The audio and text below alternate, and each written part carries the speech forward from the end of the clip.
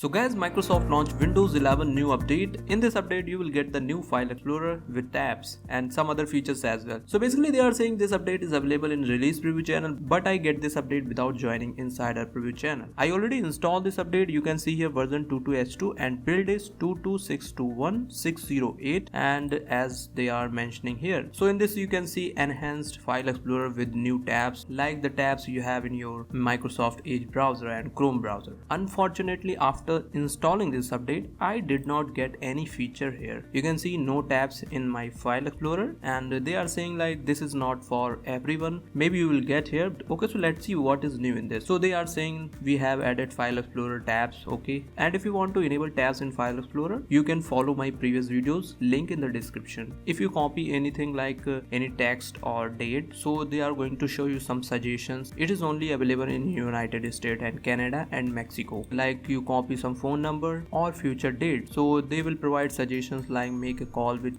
Teams, Skype, or add event in your calendar. So this is also a pretty good thing. And they also added taskbar overflow menu. Whenever this space just filled, then you will see overflow menu. Another thing is like you can now share to more devices. You can discover and share more devices including desktop using nearby sharing. Like you have some files in your File Explorer and you want to share, so just click here share, and now using this you can share with other devices. So these are the new things in this update. So if you need this, you can just go and check for update. You will get this update without even joining Windows Insider